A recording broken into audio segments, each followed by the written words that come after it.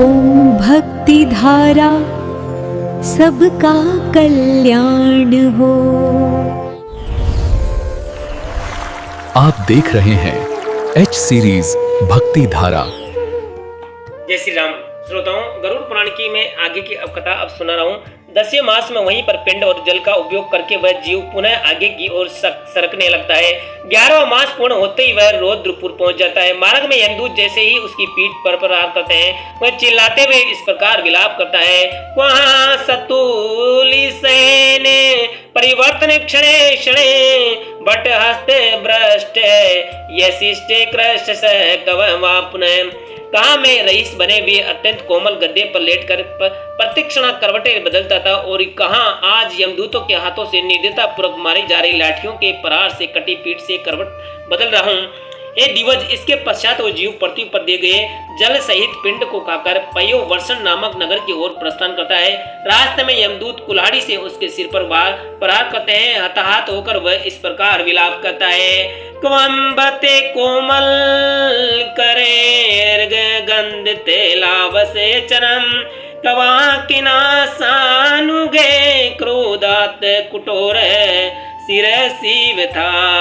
हाय, कहाँ बर्तों के कोमल कोमल हाथों से मेरे सिर पर सुवासित तेल की मालिश होती थी, और कहाँ आज क्रोध से परिपूर्ण यमदूत के हाथों से मेरे इस सिर पर कुल्हाड़ियों का प्रहार हो रहा है। इस पयो वर्षण नामक नगर में वह मर्तक उन्नाद बीत श्राद्ध का दुखपूर्वक उपभोग करता है।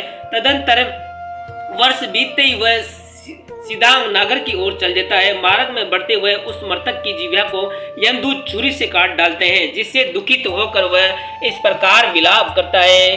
प्रियाला पे क्वाच रस मधुर तव से वर्णम उक्ति मात्रे सी पत्रा दिजे छिदे कवचे वहीं। अरे कहाँ परस्पर प्रिय वार्तालापों के द्वारा इस जीव्या के रस माधुर्य की प्रशंसा की जाती थी। कहाँ आज मुंह खोलने मात्र पर ही तलवार के समान तीक्ष्ण छुरी आदि के द्वारा मेरी उसी जीव्या को काट दिया जा रहा है। तदंतर उसी नगर में वह मर्तक वार्षिक पिंडों को दक तथा श्राद्ध में दिए गए अन्य पदार्थों का सेवन कर आगे की ओर बढ़ता है। पिंडज शरीर में प्रविष्ट होकर इस प्रकार भगवती नामक नगर में आ जाता है। वह मार्ग में अपने पाप का प्रकाशन एवं शिवों को निंदा करता है। यमपुरी के इस मार्ग में स्त्री भी इसी प्रकार विलाप करती है। इसके बाद वह मर्तक अत्यंत निकट ही स्थित यमपुरी में जाता है, और यहाँ में लोग 44वां योजन में विस्तृत है। श्रवण नामक 13 परिहार उन प्रतिहारों के स्वर्ण कर्म करने से प्रसन्नता होती है, अन्यथा वे क्रोध होते हैं। ऐसे लोक में पहुंचने के पश्चात प्राणी मृत्यु काल तथा अनंत काल आदि के मध्य स्थित क्रोध से लाल नेत्रों वाले काले पहाड़ के समान भयंकर आकृति से युक्त यमराज को देखता है। विशाल दांतों से उनका मुखमंडल बड़ा ही भयानक लगता है।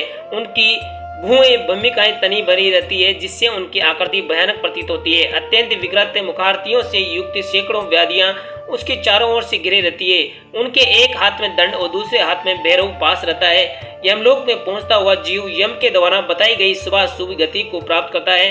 जैसा मैंने तुमसे पहले कहा है कि उसी प्रकार पापात्मक गति पापी जीव को प्राप्त होती है। जो लोग छत्र पादुका और घर का दान देते हैं, जो लोग पुण्य कर्म करते हैं, वे वहां पर पहुंच कर सौम्य स्वरूप वाले कानों में कुंडल और सिर पर मुकुट धारण किए हुए सुबह संपन्न यमराज का दर्शन करते हैं। क्योंकि वहां जीव को बहुत भूख लगती है, इसलिए एकादश द्वादश षण्मास तथा वार्षिक तिथि पर बहुत से ब्राह्मणों को भोजन कराना चाहिए।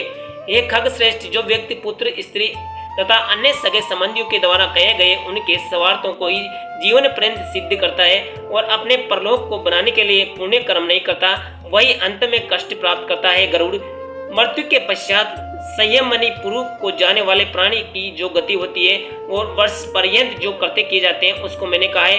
अब और क्या सुनना चाहते हो? जय श्री राम। आगे की कथा यही समाप्त होती है। अब आगे की कथा के लिए आप कल सुनाऊंगा, तब तक के लिए बने रहिए और हमारे चैनल को सब्सक्राइब और फॉलो जरूर करें। वीडियो को अधिक से अधिक संख्या में शेयर करें। जय श्री राम। एच सीरीज भक्ति धारा को सब्सक्राइब करें।